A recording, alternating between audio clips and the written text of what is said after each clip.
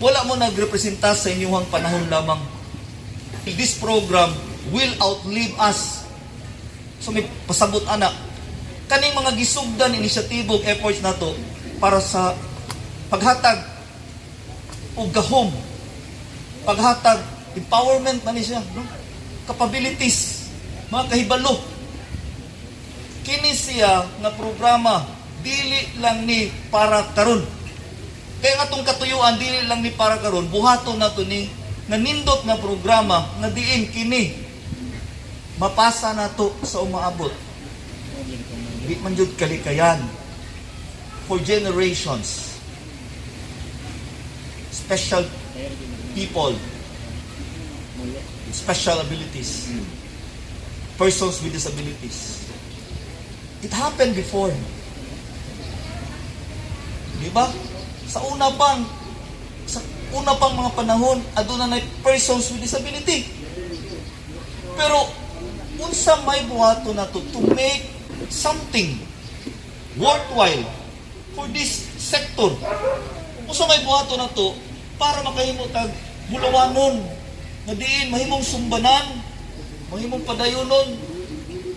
Kay dili kalikayan nga naa-joy mataw nga na disability. Andamo nato ang atuang susyudad. Sama sa pag-andam nato karon sa kinitibukan, nahimo natong piniling syudad ang Digo City. City of choice para pagapuy-an. Pinili nga syudad para pagapuy-an, pagatrabahuan, paganegosyohan ug pagabisitahon. And it does not mean that we will only contribute limited initiatives and efforts on your part because limited lang atong movement, limited lang atong ma-contribute. No! We can rise above our disabilities. And that's what we are going to do. Nalipay ko, no, naapo sa playan, nalipay ko, kanilang tanan, nalipay ko. Hiusaho nato ang atuang maayong huna-huna. Pinaagi ninyo, pinaagi po sa amuan. Hiusaho nato ang atuang mga plano, inisyatibo. Dili tamo sudlag politika. I-insulate tamo sa politika. Di ko mamulitika sa inyong grupo, kay daghan pa kaayo tang maayong gimbuhaton nga kinahanglan mas mauna ni kaysa mamulitika ta. Kabalo man mo mamili, dili nako angay nga mo-influensya pa sa inyo ha. Ako na lang ihalad ang mga programa. Programa, dili lang sa inyo ha, apan sa kinatibuk ang syudad sa Digos. Diin sa akong duha ka tuig og 5 ka bulan, mag-5 ka bulan pa man ko. 2 years and 4 months pa ko sa pagpangalagad. Pero akong gipakita sa juta yung panahon nga taas-taas ang ako ang agi sa panerbisyo. Daghan tag proyekto, bastante ang atong serbisyo. Ug sa inyong grupo, hinahinay na ninyong nabati. Hinahinay na ninyong na-enjoy. Kay gusto na ko karon with our new CSWDO. Gusto ko transparent mo diha sa kwarta. Di ko gusto nga taguan na ninyo for what? Makagaba na ang mga kwartahan. Ang kwarta sa gobyerno kinahanglan ibalik yun na sa katawhan. Tanan nga pondo sa gobyerno, maximize it for the benefit of the people of Digo City.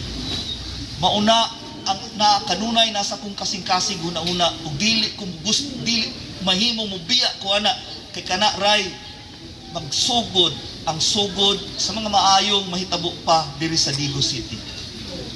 Gusto nako sa bagong panahon nako sa pagpangalagad.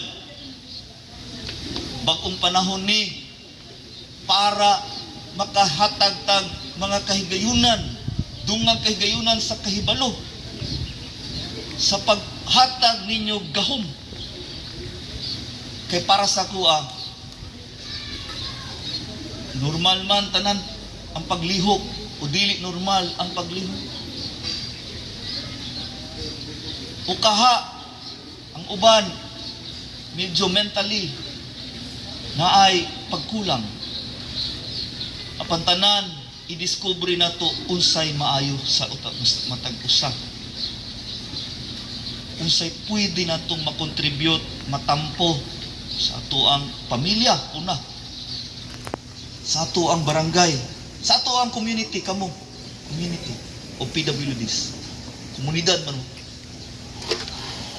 Dili nato ni himuon nga sige lang tagsugod.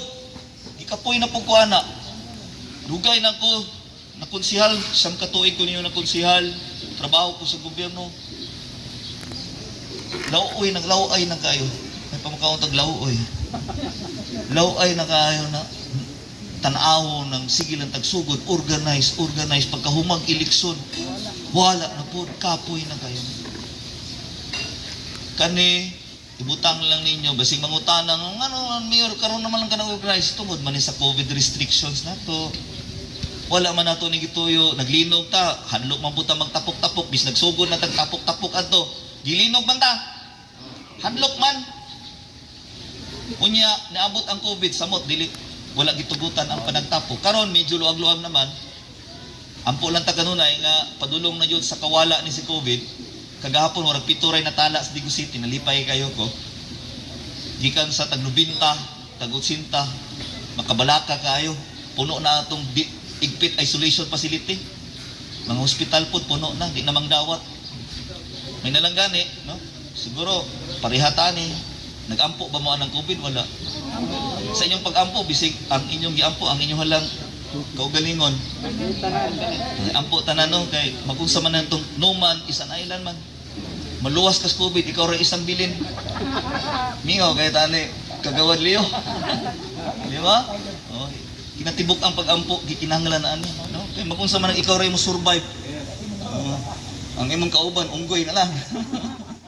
Kini si Mayor nga nakita gyud ako duna gyud katakos og paghigugma sa mga PWD kaysa mga kaniadto nga mga milabay. Wa gyud nako makita nga murag na organize ni nga grupo sama namo nga nanginahanglan para sa akong mga kauban kay usapod ka PWD.